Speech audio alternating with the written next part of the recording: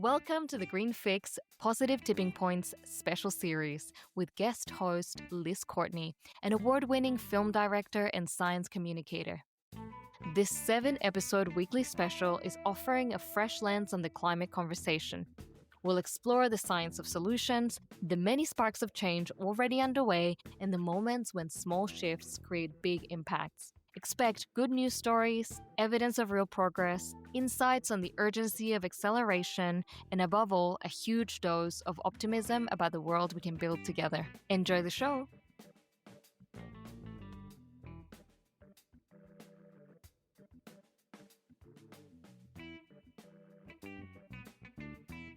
Welcome to the Green Fix Positive Tipping Points. I'm Dan Leverington. And I'm Liz Courtney. And in today's episode, we're going to dive into funding the transition. And we're joined by Duncan Paterson and Susheela Perez de Costa. Duncan, would you like to do an acknowledgement to country before we start? Thanks, Liz. I'm delighted to do that. We're really pleased to acknowledge that we're coming to you today from the lands of the Gadigal people of the Eora Nation, and we acknowledge elders past, present and emerging. Duncan is a leader in the responsible investment area with over 25 years' experience. He's currently the Director of Investment Practice at the Investor Group on Climate Change. Duncan has played key roles in developing industry frameworks and policy through groups such as the Australian Sustainable Finance Initiatives. He's held executive and board roles focused on advancing climate alignment and sustainable investment, including as founder and CEO of the ESG advisory firm CAER and global head of ESG thought leadership groups. So welcome, Duncan. I'm going to pass on to Dan. Thanks, Liz. And Susheela has played a pivotal role in developing global standards in active ownership and responsible investment, contributing to initiatives such as Active Ownership 2.0 for the UN Principles for Responsible Investment and industry definitions for the Global Sustainable Investment Alliance. She is currently serving as the principal at the Stewart Centre and senior consultant of sustainable markets to the Commonwealth Superannuation Corporation. Throughout her career, Susheela has advised some of the world's most influential institutional investors, banks, and asset managers on responsible investment strategy, governance, and stewardship. Thank you both for joining us today. So we're going to dive in. We've got questions for both of you, some to share together. But firstly, we're going to have a look at the power of the investment engagement and stewardship. And I'm going to actually start, Susheela, with you just to ask you, how do you see the active practice of stewardship as a positive tipping point for company strategy? That's a great question. And it's one that I asked myself a lot when I began this work of stewardship about 2006-ish. It was a time when some of Australia's largest listed companies were starting to get conversations happening with some of their investors for really some of the first time. So they'd always had strong relationships with investment managers, but some of the organisations that sat behind the investment managers, typically pension funds, superannuation funds, foundations, even retail investors, rarely had an opportunity other than showing up at the AGM and maybe filling in a proxy voting form to communicate in a more nuanced way about what their priorities were.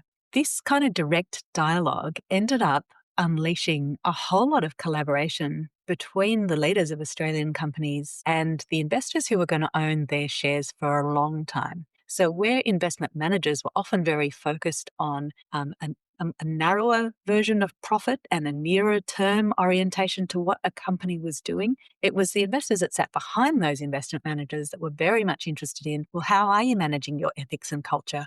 What are you doing about carbon transition risk over the long term and so on? That has been a fantastic partnership and a kind of an informal partnership actually with people all through these big organizations. We've often found ourselves allied with the company secretary and their business unit or the chief sustainability officer when there started to be chief sustainability officers and their teams, often about finding the common language that enabled either those individuals or investors to speak the language that the leadership understood in terms of the objectives that we shared for a healthy, adapted company in the long term. There's so many interesting points you've brought up there. One of the things you were talking about is this whole period of short-term, middle-term, long-term. And we all know that the climate as a system is a very long-term system, which takes a longer amount of time to invest in and see actions and outcomes. So it's quite heartwarming to hear that those dialogues are actually starting to stretch around the framework that we're all trying to work within. And you also talked about partnerships. And I really think that this whole partnership of working together through all the levels is a really important point. Duncan, over to you just for your commentary on that question. One of the things that really strikes me when we think about the active practice of stewardship is that for investors, climate is no longer a nice to have topic. From the perspective of IGCC's membership, this is the Investor Group on Climate Change, the organisation I work for, it's really striking that climate's moved beyond simply being one of those ESG topics that occurs in the conversations that investors have with companies, but it's now actually a fundamental part of their risk analysis and the evaluation they do as to whether or not a company is going to contribute to long-term returns for their portfolios. And that's not just for listed companies, it's also for projects that they invest in, infrastructure they might choose to support. This is reflecting a mix of pressures from the real world in terms of physical risk and resilience and having to respond to the challenges that climate change is throwing at us as we speak. But it's also coming from pressure from regulators and stakeholders. There's now fairly broad community acceptance of the importance of action on climate. So these pressures are manifesting themselves in the way the companies are governed. And as owners of the companies, investors have a responsibility to engage proactively with the companies they invest in, both in terms of downside risks, but also in terms of identifying opportunities for companies to take action. Thank you, Duncan. And I think that brings that whole awareness of the ecosystem within companies now that are having all to work together too.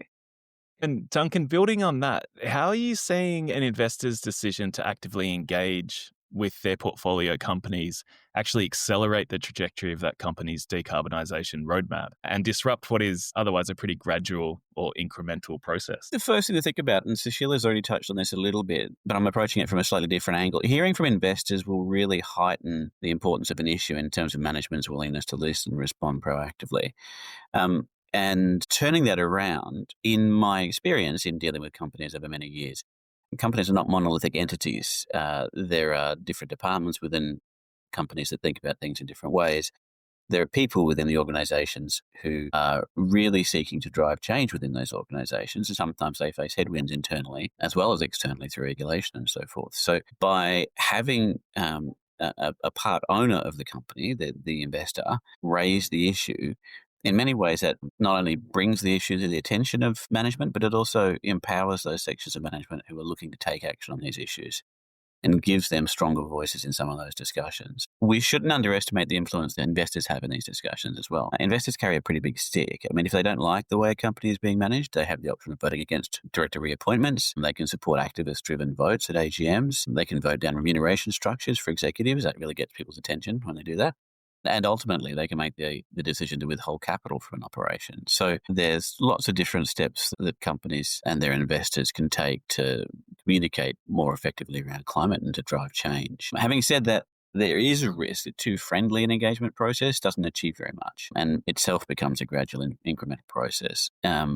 We're now seeing more investors looking to use their stewardship practices to push for real-world outcomes rather than simply calling for more policies and disclosure from companies. That's a really encouraging sign. Following on from that, have you seen in action where there's been engagement with a small number of key companies, and does that engagement really create some sort of cascading effect that can really go on to influence, say, entire supply chains or sectors? There's a couple of different ways of looking at that question. One of the key things that we do at Investor Group on Climate Change is act as the local secretariat for a global initiative called Climate Action 100+.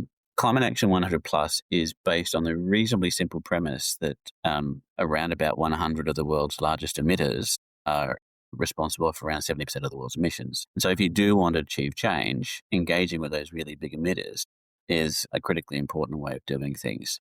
A number of our members work together in terms of ensuring that engagement with corporations is done in a way which is productive and leads to real-world outcomes. Some of those idea-sharing exercises and work around collaborative engagement is really, really important. The other side of that coin is when you start to think of supply chains of companies, and we can talk here about upstream and downstream supply chains. So companies are very large buyers of products, and where companies have decision-making powers around where they source their products, what sort of policies they have in place around sourcing. that can be very influential. But they're also big producers, obviously, of products. And certainly Australia is a big producer of raw materials that are used around the world. We're increasingly seeing companies being called upon to think about not just their immediate emissions, their Scope 1 and their Scope 2 emissions, but also their Scope 3 emissions, those emissions that arise from the operation and supply chain. And by engaging strategically with a company's supply chain, there are real opportunities there to drive change throughout the economy. So how important is the new mandatory climate reporting regime that has come in, known as the Australian Sustainability Reporting Standards, in creating that positive tipping point for corporate transparency from here on out? This is a really important issue. IGCC has been campaigning on behalf of our members for some time for there to be a clear, consistent set of rules that mandate climate disclosure in the Australian market. By allowing for comparability, confidence in the data, it really allows the market to do the job that it was designed to do, which is to find the most cost-effective way of achieving particular outcomes. And when there is good information out there, when there's consistent information out there, it allows investors to identify those companies best prepared to deal with the inevitable consequences of climate transition. From our perspective, we've been really pleased to see the emergence of that disclosure regime, and we're really excited about the first rounds of reporting that are coming out.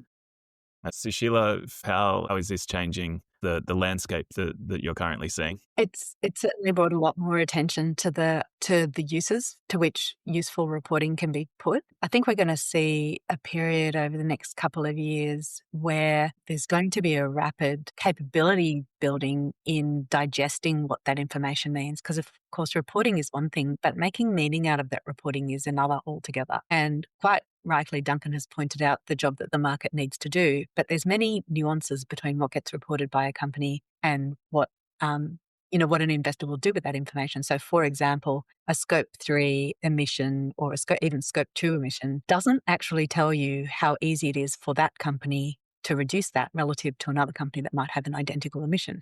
It doesn't tell you how costly it is or what opportunities there are that are profitable. There's lots of analytical work that needs to be done, very integrated with the rest of the way that you understand a company. And that is both on the risk side and on the impact side. So the companies that face the highest risk aren't necessarily those with the highest emissions, because some of those are going to be protected. For example, regulators aren't going to allow people to go without power in the Australian context. There's going to be different types of protection and even market positioning that different types of companies have.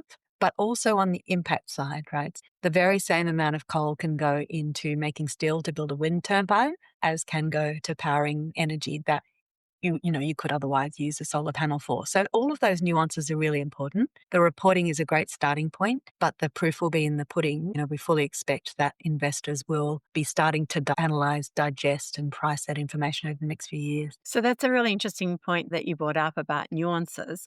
And I want to continue that conversation with you about why clarifying language and definitions of responsible investment itself is critical for the industry's success, because we know just in even the vernacular of climate change and parts per million and tipping points and global boundaries, we have so many different ways of saying similar things. So I'd love to get your take on that. Well, this one's very close to my heart because I had a role in some of the definitions in responsible investment that have recently been adopted by the Principles for Responsible Investment, the CFA Institutes, and the Global Sustainable Investment Alliance. One of the most critical of among the distinctions within responsible investment, if we're talking about something like climate change or indeed any of the other real-world problems that we are trying to solve for, is the distinction between impact and relative sustainability performance, and the difference between each of those and risk. That's something that is not very well understood by the community at large. Very often, a lot of what has come about as a result of, for example, the Task Force for Climate-Related Financial Disclosures,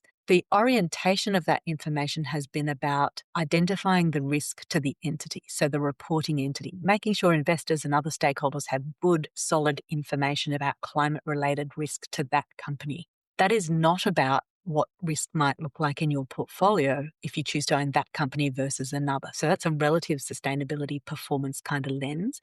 And that's the one that is most commonly used in responsible investment. Many of the products that have a sustainable investment emphasis will be about choosing companies that perform better, either because they're in better industries, or because within their peer group in that industry, they have better adapted operations to whatever the particular problem we're solving for is. That is, though, an entirely different lens to impact, which isn't just about managing how well you're doing relative to peers, but what your absolute contribution is. Is it positive or negative? And that's a really important nuance. And I think it's one that the definitions, clarifying the language, is helping to establish, but it's not the only thing that we're going to need in a massive public education campaign. Yeah, I couldn't agree more, because that whole nuance of, is that really impacting what our overall targets are, say for Australia, or our overall targets for 2035 or 2050. You've got the company, but you've got the people, the place, and the country, right? So I love what you're saying, and I agree that we do need a much bigger education program on that. Duncan, do you have a commentary on that as well?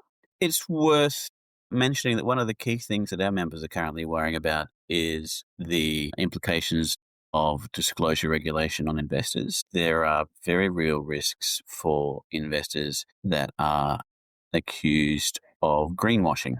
The language and definitions around responsible investment in that context are really important. One of the things that a lot of our members have spent time on in the last couple of years is really tightening up the language that's being used to describe action on climate and the way that the risks of climate are being described. And they're very careful to ensure that there's a strong scientific understanding or a scientific underpinning of the risks and opportunities that arise from a transitioning economy. And I think this is really critical. One of the key risks that the sector faces more broadly is that consumers, the ultimate consumer, whether that's the member of a superannuation fund, whether that's the client of an asset manager, whether it's the client of a financial advisor, that the ultimate consumer has confidence that investors are acting in a way which is consistent with their disclosures and that they are doing the best that they're able to do in the context of taking action on climate.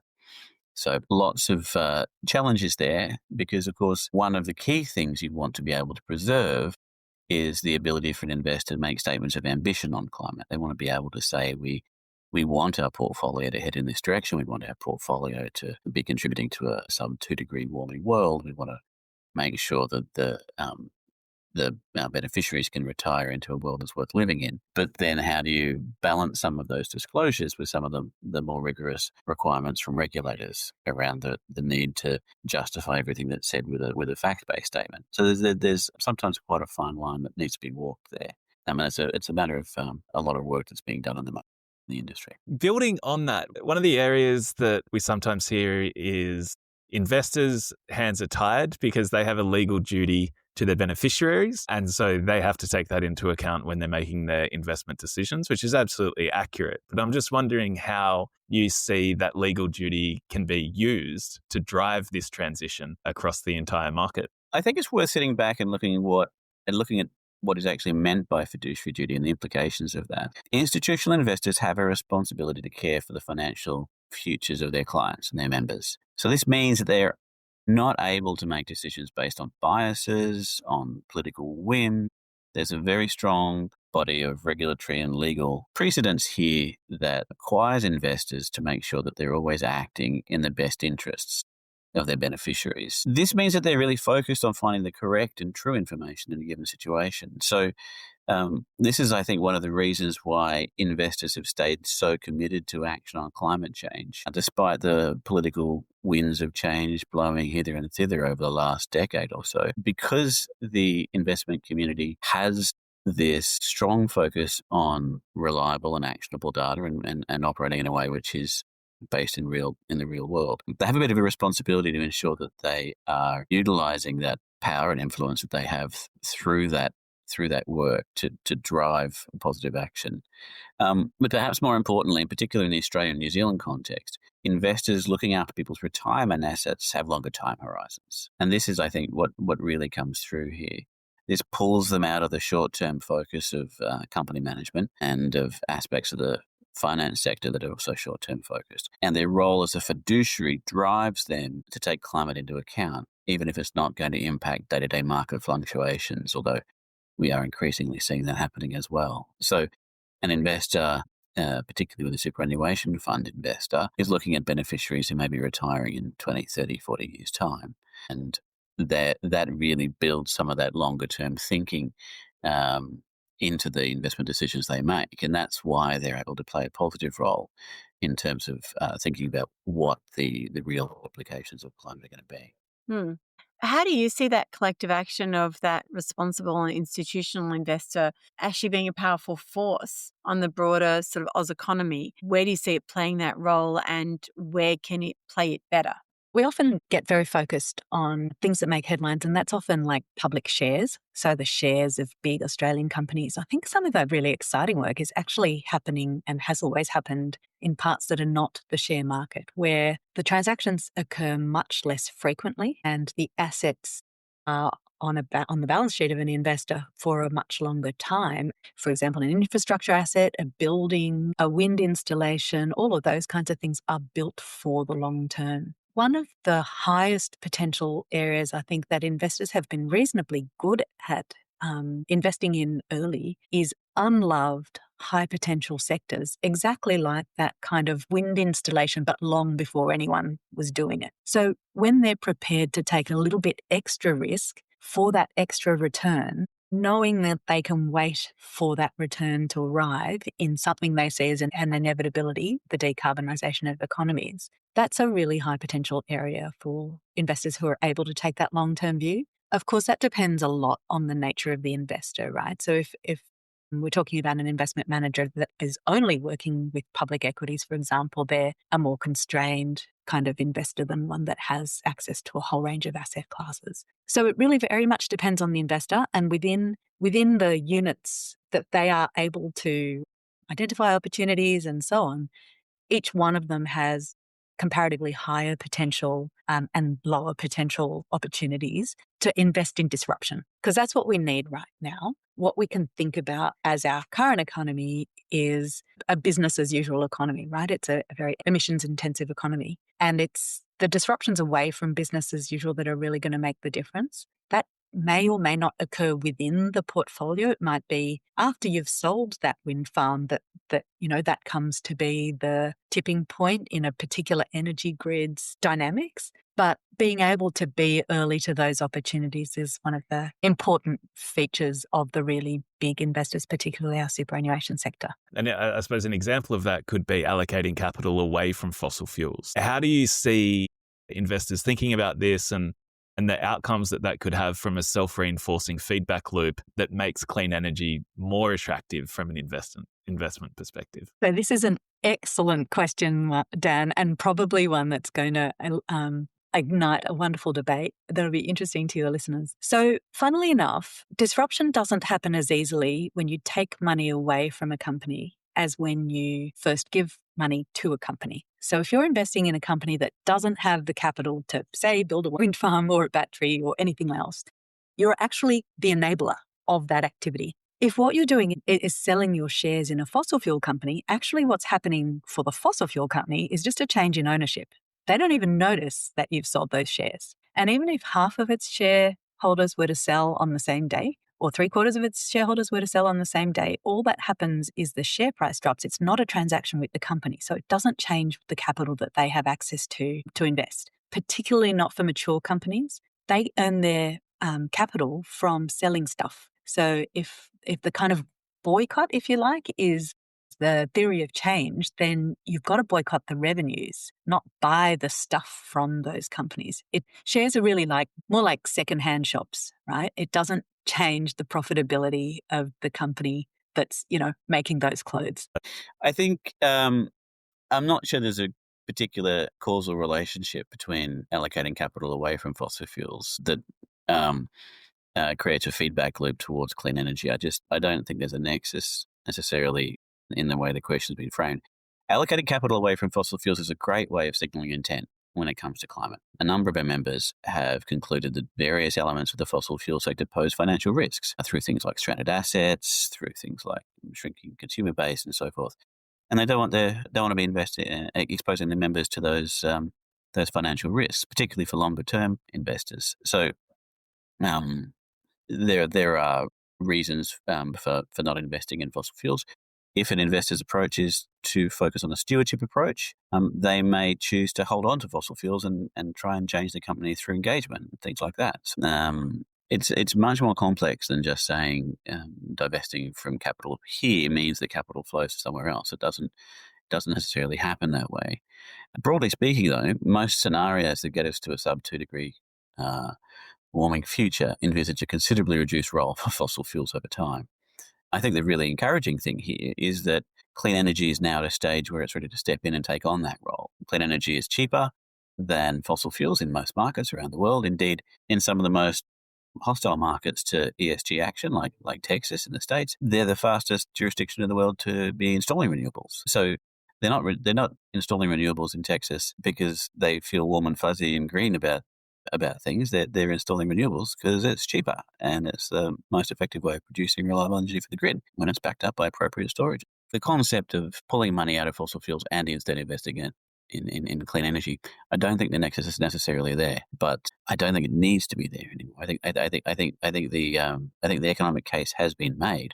What we need to do is to turn that question on its head and perhaps stop subsidizing fossil fuels quite as heavily as we do, and think more about what's an effective way of using policy and investment and corporate ingenuity together to solve the climate crisis. Duncan, where is the smart money flowing in Australia right now? Is it in renewables, electrification, regenerative agriculture, or somewhere else? Or is there some sleeper that Susheela is going to tell us about? But where's it flowing? I'm going to jump in ahead of Susheela and to do the quick favour of saying we don't know anyone's personal financial circumstances. There's nothing we can say can be taken as financial advice. And I will certainly acknowledge that my money is absolutely not smart money, so I wouldn't take my advice on anything anyway. One point I will make is that action on climate is not about one sector. Climate is about the entire economy. If we're going to solve the climate crisis, if we're going to keep to below 2 degrees and avoid the catastrophic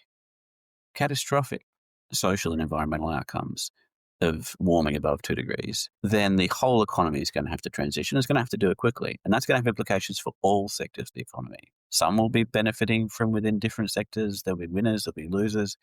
There are going to be completely new industries emerging from this transition that'll be taking advantage of that. One thing we've learned over the last decade, we've seen tech booms come and go. We're seeing AI. We know that companies come and go. We know that industries come and go. Climate is going to be no different in terms of a transformative force on the economy. If I was to tip anything, I would be saying, number one, look to those existing companies which have got a really strong transition story to tell. And number two, look to emerging industries which are solving broad-based, system-wide issues in the economy. And much as I'm old enough to be able to declare I'm an AI Luddite, I do think in some of those technical areas where technology is going to be connecting different sectors of the economy, bringing new solutions to bear on different problems, I think there's going to be a lot of opportunity there. Susheela, I'm going to hand over to you. My thinking is that companies and industries with very high potential at this moment in history are those who are capable of designing out waste in all of its forms, whether that's energy in its supply chain, whether that's materials in its supply chain. And I think of waste very, very broadly when I think of this. So you can think of transport industries as having involved a wastefulness of fuel use that is designed out by the use of video conferencing. You can think of the rise of companies that allow you to buy and sell secondhand goods to other members of the community as designing out a level of material waste that meant markets for secondhand goods couldn't actually find each other. Those kinds of information-rich, materials poor interventions, disruptions, I think are very high potential. That is absolutely not financial advice, but it seems like the logical consequence of a world which is going to have to get smarter about how we use and abuse stuff. It also makes us think that our whole design system needs to be thinking about where we need to make things in a circular fashion so that we know one thing becomes something else. And so all the rubbish that they've got in Singapore at the moment Much of it is being turned into feeding pellets for chickens and for fish farms and other bits that become a new type of plastic that they're using for cling wrap. You have to think waste becomes a resource.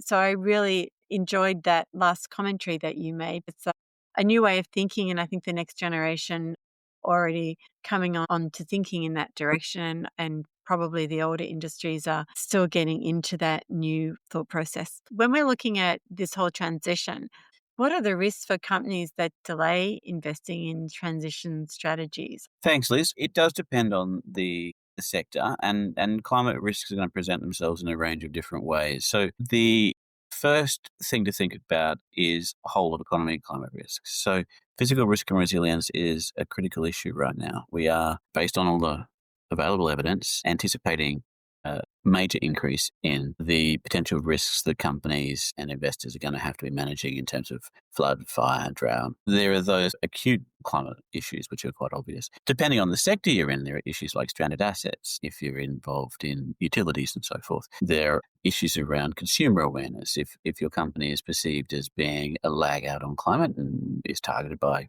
activists and is getting a bad reputation, you're going to lose customers. You're going to find it harder to employ the best talent that comes onto the market. So there's opportunities for companies to frame the work they do in a range of different ways here.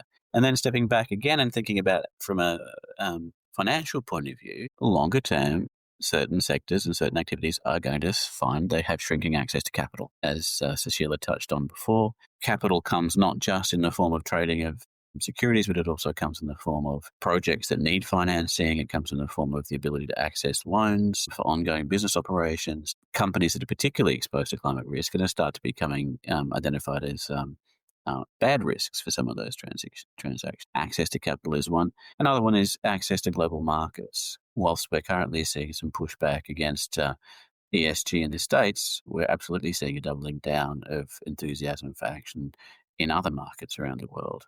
Given Australia is an economy that's based on exporting a lot of our raw materials and produce, we may find ourselves competing with other markets around the world where action is being taken on climate in a more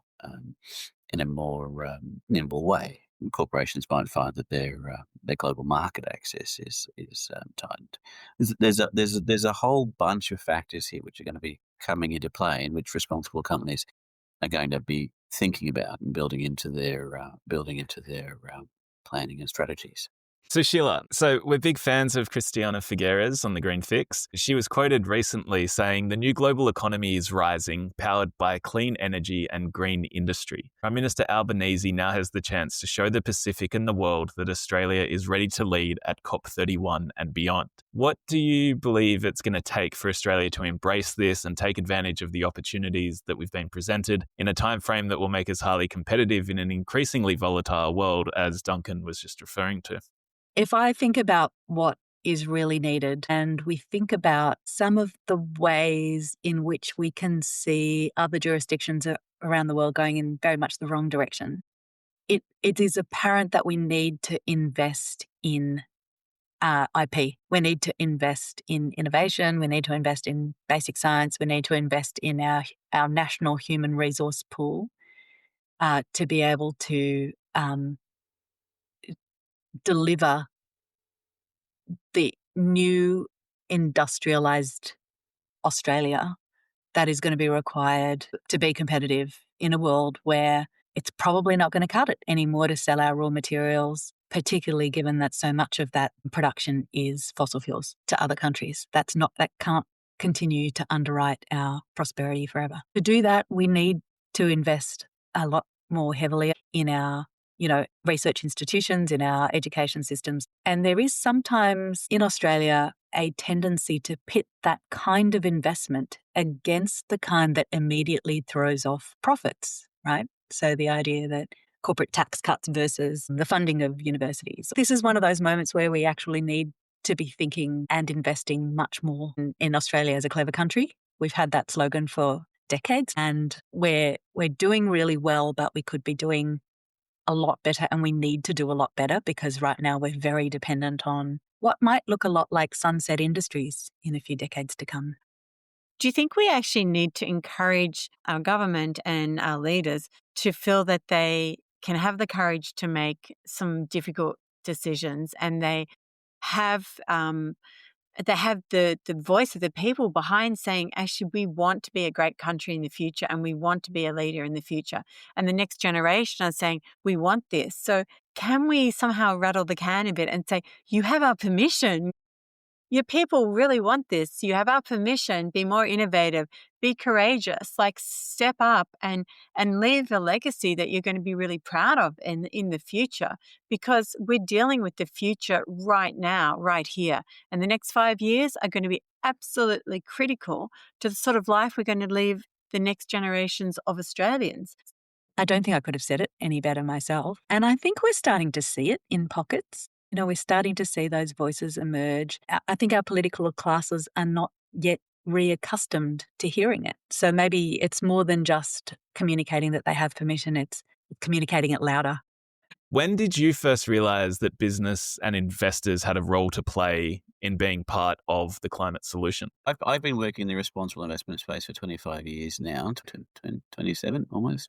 My career has been based around working with investors, seeking to apply environmental, social, and governance factors to their investment processes with the intent, ultimately, of achieving improved returns and driving changes in company behaviour. What has happened, certainly in the last decade or so, and something that I've become increasingly involved in my career, is that the work that I've been doing has moved from operating in a subset of the finance sector where the objective is really to provide consumers with a choice about what sort of financial products they put into, to make sure that the products are there that align with their values, and to make sure that people are able to make the same sorts of consumption choices in their finance as they do in their normal day-to-day shopping. If they buy dolphin-free tuna, or if they buy environmentally friendly washing detergent, they should be able to buy financial products which match their own views and values and so forth. And that's evolved in the last 10 years or so to recognise that, specifically on the topic of climate, I would say the entire economy does have to change here. We're not talking about one section of the finance sector. We're not talking about one section of the business community that's going to be impacted or changing. The entire economy is going to be dealing with the negative impacts we have already built into climate change, and will be changing and transitioning. And it's no longer a niche. It's no longer a brand. It's no longer a subset of finance or business. It's going to be what is driving a lot of activity and decision-making and capital allocation decisions over the next 10, 20, 30, 40 years. And something I've been saying a bit recently, which is not necessarily the nicest thing to have to say, but I think it's true. We are actually going to achieve net zero one way or another. One of those ways of achieving net zero you're not going to like, but I would like to imagine that we would be able to achieve net zero in a way that most people can live with and accommodate, because the alternative is really rather grim if you actually sit down and look at the science. That is a very, very good way of putting it. Susheela, what was your moment? Well, so this is 2001, I'll take you back, and I was working in corporate. I knew things needed to be done in the world. I was aware of the things that needed to be done on the environment. And my worldview was that corporate and environmental interests were at odds with each other. And in 2001, I read an article, and while I've been listening to, I've found that it is still online, called Natural Capitalism. And it was basically a kind of a distillation of the thinking of Amory Lovins, who wrote Natural Capitalism, probably a few years before 2001 when I read it. And it blew my mind, because I realized that business could not only deliberately harmonize its processes and its business strategies with the needs of the natural world and the environment, including climate imperatives, but also that it could actually build its whole strategy around that and thrive in that context if only it was designed to do so. I never really looked back from that. 2 years later, I had a couple of kids, and that only kind of strengthened the resolve that I had to be part of making that happen. And really, the rest is history. I love your story. Thank you for sharing. We have been leaning a little bit into talking about the future and future generations. What advice would you give to next generations entering that finance, business, or entrepreneurship, who want to drive meaningful change? What words of encouragement shall we give them and encourage them to be part of the solution? 2 pieces of advice. One is jump on board any way you can. And so your span of control might include spreadsheets that you are in charge of, or something that seems like it's actually quite remote from some of the things that we've been talking about today, or some of the things that you spend your non-work time thinking about and talking with people about. But there are always ways, even at the margin, and you might be surprised how many people around you are also thinking that way too, if you're active about it. The second is that it's quite easy to jump onto things and harder to figure out when it's time to jump off if it's heading in the wrong direction. And it's important to stay true to your core and be alert to the idea that sustainability for many parts of our economy is a profit opportunity just like any other. And that's not necessarily a bad thing, but when that starts to diverge from what you feel you need to be part of making happen, it's time to step off, because somebody needs you more. I love that. Thank you. Duncan, a word of wisdom from you? I would emphasize that the